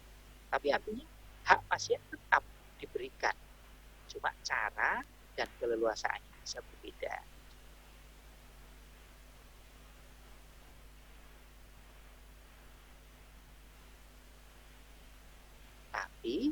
siapkan antisipasi untuk hal-hal tersebut.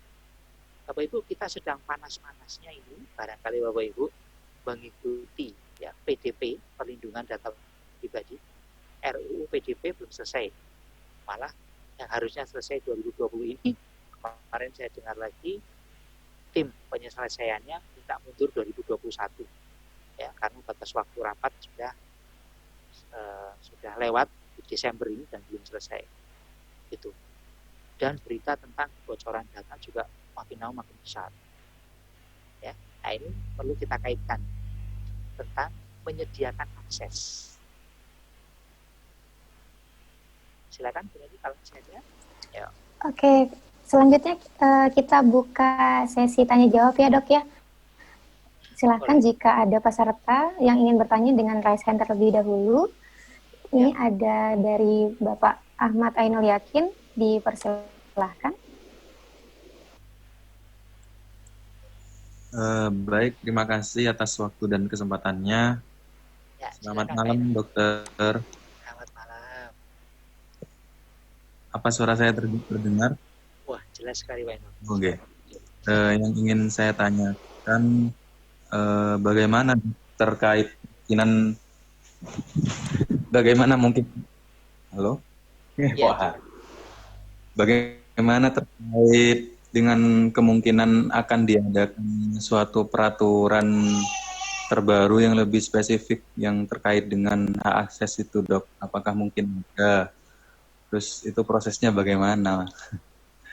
Terus terkait pengertian yang tadi, bagaimana kalau mengesampingkan pengertian dari peraturan selain rekam medis? Misalkan yang tadi ada di peraturan tentang praktek kedokteran, tentang kesehatan, yang dipaparkan tadi kan pengertian terkait dengan hak akses yang diberikan. Kalau di rekam medis kan resume. Gimana kalau dianalogikan bahwa peraturan lainnya itu secara umum karena tidak mengatur secara spesifik? Bagaimana kalau memakai yang Undang-Undang Nomor 269 tentang rekam medis yang sudah spesifik? Jadi mengikuti asas hukum lex spesialis derogat di generalis. Oke. Ya, terima kasih, Dok. Terima kasih.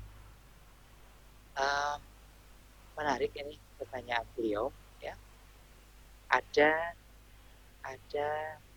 satu diskusi yang saya ingat yang mempertanyakan juga ini, kapan sesuatu disebut spesialis, kapan sesuatu disebut generalis.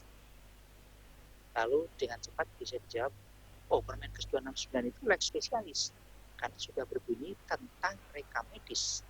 Sedangkan misalnya Undang-Undang Nomor 29 itu masih lex generalis. Dia spesialis tentang praktek kedokteran, tapi lex generalis bagi rekam medis. Tapi kan ada pasalnya yang bunyinya rekam medis. Ini makanya terus itu, si pasal tadi itu apakah tidak disebut sebagai spesialis? Ya. Contoh, dalam Undang-Undang Praktek Kedokteran ada pasal, saya agak lupa nih, 40 berapa, maaf ya, itu yang menyebutkan rekam medis yang dibuat dengan elektronik, rekam medis yang dibuat dengan elektronik, maka tanda tangan dapat digantikan dengan personal identification number atau PIN. Nah, bagian ini kan sangat spesialis. Maksud saya, mengerucut sekali tentang rekam medis. Bahkan rekam medisnya mengerucut lagi tentang penandatangan yang elektronik. Jadi sangat mengerucut. Ini mau disebut spesialis atau masih dimasukkan generalis. Nah, ini rupanya kesepakatan tentang konsep itu juga masih debatable, masih bisa didiskusikan, bukan didebatkan, didiskusikan. Dan menarik memang. Lalu yang kedua, kalau dua-duanya dianggap berpotensi spesial, katakanlah gitu ya, maka ada pertimbangan lagi. Yang satu permen, yang satu undang-undang. Nah, ini berarti sudah struktur urutan dalam konstitusi di Indonesia. Oh, kalau gitu saya pilih yang undang-undang dong. Ya. Belum lagi kita memikirkan, bentar lagi 269 sudah mau diganti lagi. Ini juga perlu dipertimbangkan. Nah, lalu tadi ditanyakan, nanti kalau ada aturan yang terkait dengan hak akses ini bagaimana? Betul, ini perlu kita antisipasi. Contoh Bapak Ibu, kalau rumah sakit Bapak Ibu sudah mulai melangkah ke elektronik dan rasanya harus mulai melangkah ke elektronik, satu karena desakan perkembangan teknologi, kebutuhan, tuntutan pasien, dan renstra dari Kemenkes yang menyebutkan 2024 seluruh rumah sakit sudah harus rekam medis elektronik dan terintegrasi. Artinya, pengembangan dari rekam medis elektronik perlu mencermati beberapa standar supaya nantinya bisa diintegrasikan. Contoh, di rumah sakit Bapak Ibu, jenis kelamin didokumentasikan dengan apa? Laki-laki dan perempuan, gitu, atau pria dan wanita, atau L dan P, atau P dan W, atau L dan W. Ada rumah sakit pakainya bukan LP, Pak, pakainya LW. Ya, saya sempat tanya, lu ini kok LW ini apa? Kok lanang wadon apa gimana? Padahal rumah sakitnya di Sulawesi gitu. Tidak Pak, laki, L itu laki, W itu wanita. Nah ini bukan salah, tapi nggak lazim. Biasanya pasangan L itu P, ya kan? LP. Pasangannya P itu W, gitu loh. Nah BPJS saja pakainya nggak LP, nggak PW. BPJS itu pakainya 1 dan 2. Ya, itu kalau kita sepakati bahwa jenis kelamin hanya 2. Ya enggak? Australia itu 3 loh Pak Ibu. Ada lagi negara yang secara legal jenis kelamin 4. Legal itu. Di Indonesia saya pernah melihat formulir rekam medis di suatu puskesmas menyediakan pilihan jenis kelamin 5. Ya. Nah, padahal kita sudah punya SNI, ya, Standar Nasional Indonesia tentang informatika kesehatan.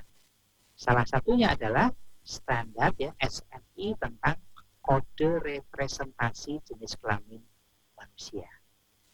Mari bayangkan di rumah sakit saya katakanlah jenis kelamin L sama P. Di rumah sakitnya Pak Ainul itu jenis kelamin P sama W. Saya ngirim pasien P ke rumah sakitnya Pak Ainul. P di saya itu perempuan, P-nya di Pak Ainul pria. Misalnya gitu. Ya. Berarti kita butuh apa ini? Standarisasi. Baik itu untuk hal yang terkait dengan klinis, medis, maupun yang terkait dengan administratif. Ya, berbagai kode-kode. Alhamdulillah salah satunya misalnya kode diagnosis. Oh, sudah punya Pak, ICD.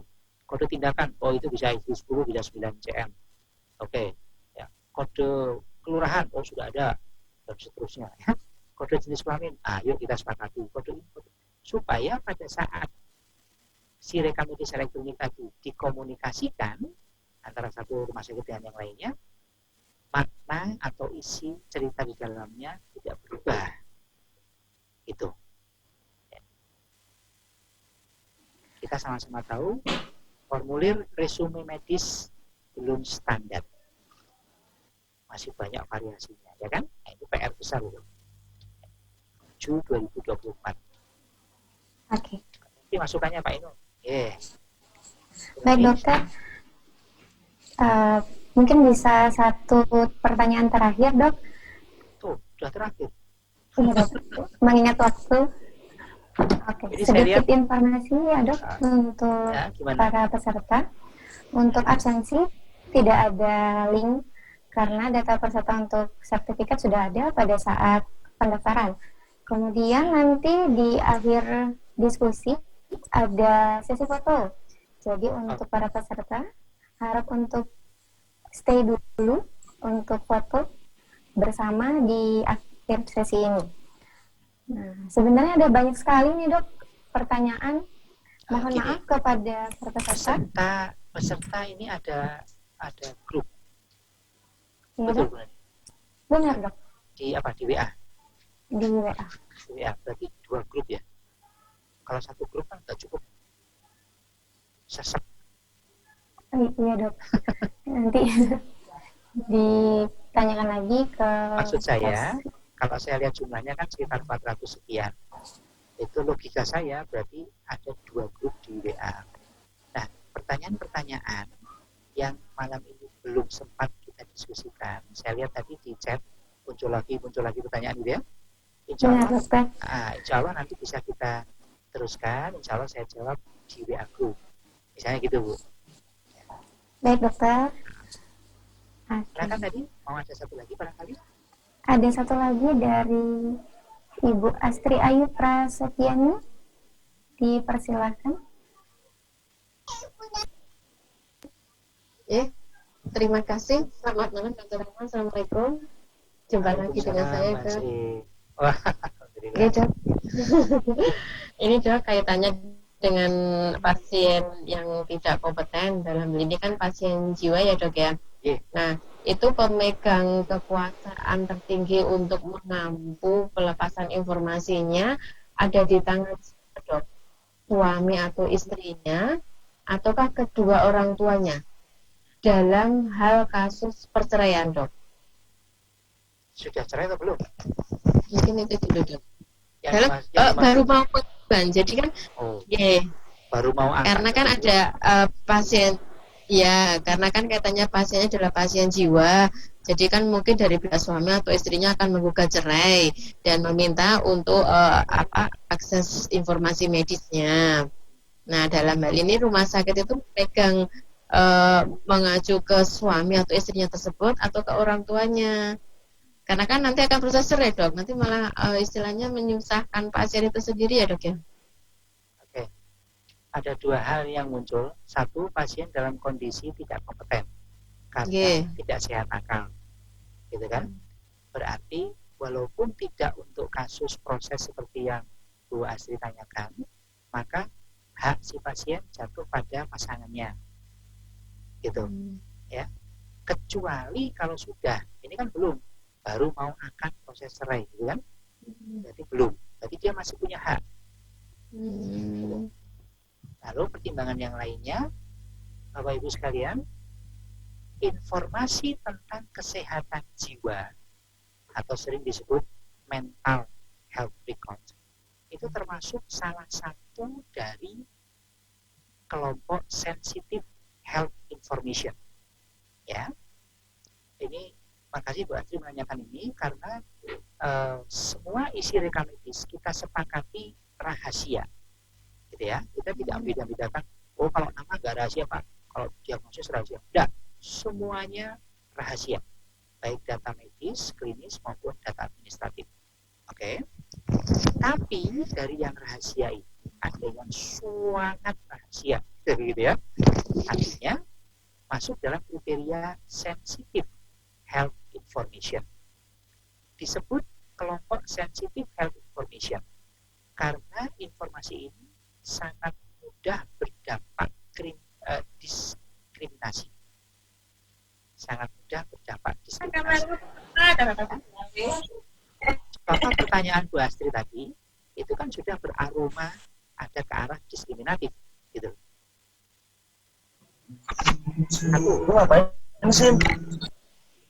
Satu sudah saya sebut tadi, informasi yang terkait dengan riwayat kesehatan jiwa seseorang. Oke. 2, informasi yang terkait dengan riwayat keturunan dan adopsi. Ya. Berikutnya, informasi yang terkait dengan riwayat penggunaan atau penyalahgunaan narkoba. Berikutnya, informasi yang terkait dengan penggunaan atau penyalahgunaan alkohol. Lalu, informasi yang terkait dengan riwayat kehidupan dan kebiasaan seksual. Satu lagi, informasi yang terkait dengan penyakit menular tertentu. Nah, contoh HIV/AIDS kita tahu. Sekarang ini misalnya COVID. Ya, kita merasakan banget dampak dari informasi-informasi tersebut. Gitu. Kita perlakukan itu sebagai sensitive health information.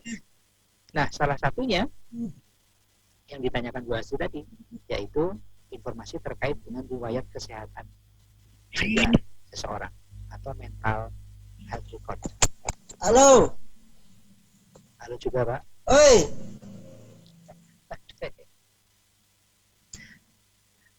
Oke, jadi kalau pendapat saya gitu, Mbak Asri, karena belum, ya, karena belum, berarti masih punya hak dia.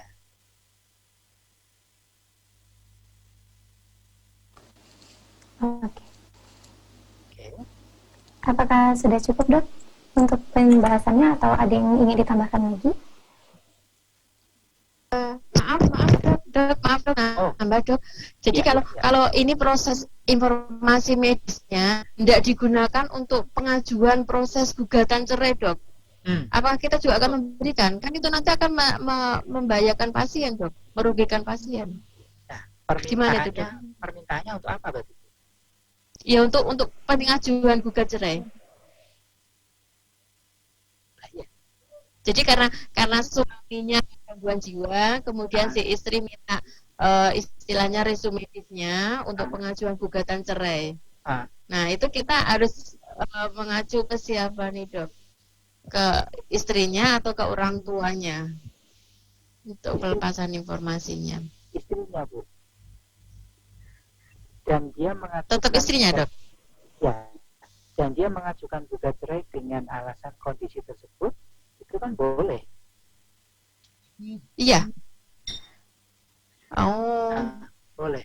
Iya. Tapi yang dianut oleh para psikiaternya kami tidak demikian itu, dok. Yang mana? Iya, karena untuk melindungi pasiennya dalam hal ini, kalau informasi medisnya berhasil dipegang oleh istrinya untuk pengajuan gugat cerai, artinya pasien akan dirugikan, gitu, dok. Gini. Nah, intinya kami itu masih mempertahankan haknya pasien biar tidak dirugikan, gitu, dok. Pasti area kewenangan kita. Contoh, misalnya ya, apakah Bapak Ibu di rumah sakit pada waktu menangani pasien, gitu, lalu ada kebutuhan untuk menanyakan sesuatu, katakan pasiennya perempuan ya, terus mau menanyakan sesuatu ke suaminya, biasanya kita akan panggil suami Ibu X, gitu kan misalnya, lalu datang, Bapak suaminya, ya, gini Pak, ini butuh beri obat. Kita tidak pastikan betulkah si laki-laki yang datang ini suaminya Ibu X, ya kan? Atau di rumah sakit Bapak Ibu sampai dengan prosedur itu, Bapak suaminya Ibu X, ya, Pak, surat kawinnya mana, ibunya mana, itu kan enggak juga. Artinya kita sampai pada tahap tertentu saja, ya. Kesananya lagi itu sudah di luar keharusan kita untuk melakukan. Pak, nanti kalau misalnya saja ya, seorang anak kan belum berkompeten, maka haknya jatuh ke orang tua. Ini kan lebih jelas kondisinya ya, haknya jatuh ke orang tua. Nah, terus kondisi anak ini, kita kasihan, anak ini sakit X, orang tuanya selama ngurusi di rumah sakit, yang judes lah, yang inilah, yang itulah. Terus kita hasil pemeriksaan ini khawatir, wah nanti kalau dikasih tahu ke orang tuanya, gitu, nanti malah si anak ini begitu. Nah, ini kita sudah melangkah lebih jauh dari lingkaran kewenangan kita. Maksud saya seperti itu. Jadi kondisi si anak tetap haknya orang tua. Dalam contoh saya tadi, setelah haknya diberikan, maka mau diapakan hak itu sudah urusan dia, kasarannya gitu. Kalau kita selalu mencampur adukkan antara batas kewenangan kita dengan pertimbangan pribadi, sing sakit, sing was-was, sing apa Nanti memang akan muncul beberapa permasalahan berikutnya yang kita sendiri sulit. Ya. Kalau suruh menilai hitam atau putih, gampang. Ini masalah yang kita hadapi ini abu-abu itu. Jadi mau ditarik ke hitam atau ditarik ke putih, pertimbangannya bisa cukup repot, ya kan? Nah, tidak salah kalau tim di rumah sakit Bu Andri sepakat untuk mengambil keputusan seperti itu. Yang saya sarankan, keputusan yang diambil tadi, silakan ada dasar kebijakannya. Nah, itu lebih aman. Ya. Apa istilahnya? Ada payung kebijakan.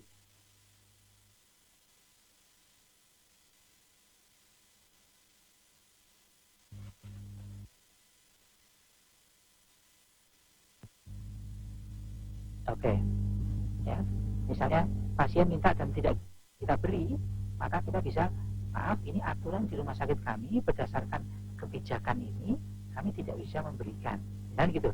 Nah, itu lebih objektif tuh. Ya. Yang jangan itu adalah, jangan minta ke Bu Andri, nggak dikasih itu, minta saja ke Pak Rano, itu dikasih nanti. Nah, ini artinya ini payungnya kan payung rumah sakit, gitu. Bukan individu dokter A atau dokter B. Itu yang saya maksud. Dokter, izin dok untuk apakah boleh di-extend sekitar 2-3 menit lagi dok? Ada satu pertanyaan terakhir yang menarik dok, untuk bagaimana untuk rekam medis pasien yang terkonfirmasi COVID-19 dok. Sekarang kan untuk COVID-19 yang positif kan diperlukan untuk tracing dok, sedangkan itu kan merupakan hak pasien untuk diberitakan ke publik atau tidak. Bagaimana dok? Mohon penjelasannya. Oke. Terima kasih dokter. Terima kasih. Bapak Ibu, rupanya kita sudah mulai tercampur aduk. Topik kita adalah hak akses pasien, ya. Nah, pertanyaan yang terakhir disampaikan melalui Bu Noni tadi, itu sebenarnya payungnya judulnya bukan hak akses, itu payungnya judulnya privacy, ya, privacy atau PDP, perlindungan data pribadi. Berarti yang mengakses orang lain, betul enggak? Ya, yang mengakses orang lain. Sedangkan yang kita diskusikan adalah hak akses pasien terhadap rekam medisnya. Berarti misalnya saya pasien, saya mengakses data saya sendiri untuk saya, itu maksudnya. Ya, oke. Tapi maksud saya mengatakan ini adalah Bapak Ibu jangan tercampur aduk dan akhirnya bingung antara hak akses dengan privacy, gitu. Konsepnya berbeda soalnya, ya. Nah, terkait dengan pertanyaan tadi, maka yang perlu kita cermati juga, memang pasien punya hak informasi. Salah satu dari 3. 1, the right to healthcare, hak untuk mendapatkan layanan kesehatan. Makanya negara wajib menyediakan layanan kesehatan. Yang kedua, the right to self-determination, hak untuk menentukan dirinya sendiri. Mau berobat, mau tidak. Loh, saya sakit, mau berobat, mau enggak, itu yang badan saya, terserah saya Pak. Itu. Oke, itu hak kedua. Hak yang ketiga, the right to information, hak untuk mendapatkan informasi. Contoh salah satu bentuknya informed consent, ya. Nah, konsep ini bisa berjalan lancar dan mulus Bapak Ibu, kecuali pada kondisi wabah. Itu ada regulasi sendiri yang mengatur kembali tentang hal itu, ya. Bahkan dalam Undang-Undang Rumah Sakit juga disebutkan, ya, bahwa harus dilindungi informasi tersebut kecuali apabila informasi itu berpotensi berdampak terhadap komunitas atau masyarakat luas. Misalnya mudah sekali menular, katakanlah seperti COVID, gitu ya. Artinya apa yang tadinya menjadi hak pasien bisa berubah kondisinya. Satu itu. Yang kedua, bukan berarti wah kalau gitu dalam kondisi wabah ini diagnosis COVID harus segera diumumkan ke masyarakat. Enggak begitu juga gitu loh. Ngono ya ngono ning aja ngono katanya ya. Nah, jadi sudah ada jalur pelaporan hasil pemeriksaan, tracing, tracking, itu sudah ada jalur pelaporannya. Artinya melalui jalur itulah pelepasan informasi dilakukan gitu, untuk kebutuhan penyusunan action berikutnya terhadap pengelolaan kesehatan komunitas atau masyarakat. Jadi jangan diartikan karena wabah berarti diagnosis harus diumumkan ya, di TV, di koran, di radio. Bukan. Tetap melalui pengaturan. Bahkan kalau kita telisik lebih detail, informasi tentang pasien dan informasi tentang orang yang kontak dengan pasien, itu lingkaran hukum pengaturannya beda Bapak Ibu. Ya. Seseorang diminta untuk melakukan pemeriksaan karena ada riwayat yang disampaikan oleh seorang pasien, saya kemarin latihan paduan suara misalnya gitu. Lah siapa saja? Oh, tim saya 20 orang gitu. Maka 19 orang lainnya ini akan di tracing ya, di tracking untuk pemeriksaan. Tapi pada saat masing-masing 19 itu nanya, loh emang siapa di antara kami 20 yang sakit? Itu bisa ditutup. Misalnya gitu. Bisa ditutup. Ya. Jadi ada etika dan aturan terkait dengan kontak tracing. Ini yang kadang-kadang oleh masyarakat dianggap karena ini kondisi wabah, maka diagnosis harus dibuka secara luas. Bukan seperti itu. Kecuali si pemilik informasi, dalam hal ini pasien itu sendiri, mengumumkan atau meminta diumumkan, itu silahkan ya. Orang itu informasi milik dia kok, mau diumumkan, disebarluaskan, silahkan. Dan jangan jadi kebalik, rumah sakit tidak mau memberikan resume medis kepada pasien ya, ada loh yang terjadi, rumah sakit tidak mau memberi pada pasien. Lalu waktu kita diskusikan alasannya, dan nanti kalau saya kasihkan, nanti kalau terus sama pasiennya digunakan kemana-mana, orang lain jadi tahu, kami gimana Pak? Oh, itu hak pasien. Ya, dia mau cerita ke siapa-siapa itu hak dia dan bukan salahnya rumah sakit. Nah ini yang kita ceritakan ini namanya ROI, Release of Information. Kalau yang dilepaskan tadi diceritakan lagi, namanya secondary release of information. Dalam kondisi teknologi komunikasi sekarang, secondary release of information nyaris tidak bisa kita tahan. Gitu ceritanya. Seperti itu, Bu Nani? Oke, terima kasih banyak dokter atas penjelasannya. Ini berarti banyak PR ya? Iya dokter, ada masih banyak pertanyaan dari peserta. Mengingat waktu sudah diperpanjang 17 menit ya dok. Kita cukupkan sampai di sini untuk seminar malam ini. Mohon maaf kepada para peserta untuk pertanyaan yang belum sempat terjawab. Pertanyaan yang tadi belum kejawab Bu Noni, seperti rencana kita, mudah-mudahan bisa kita lanjutkan diskusinya di grup gitu ya. Nanti saya juga akan komunikasi dengan panitia tentang grup tersebut gitu, sehingga bisa didaya gunakan seperti itu. Baik dokter. Terima kasih. Oke. Izin merangkum beberapa hasil seminar hari ini dok ya. Jadi pasien itu mempunyai hak untuk akses rekam medis. Pasien yang kompeten dengan syarat yaitu dewasa, usia 21 tahun, sadar dan sehat akal ya dok. Kemudian kita lanjutkan ke sesi foto.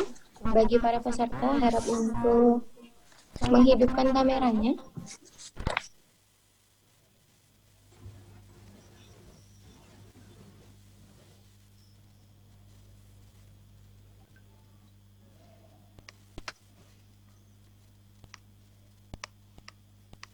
Oke, masih banyak yang mematikan video. Harap untuk dinyalakan terlebih dahulu karena kita akan melakukan sesi foto.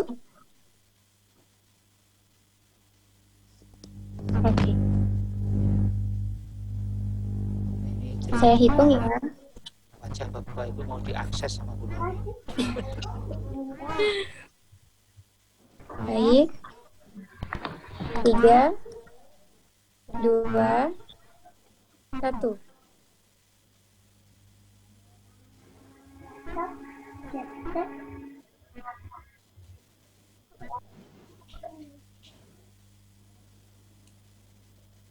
Oke.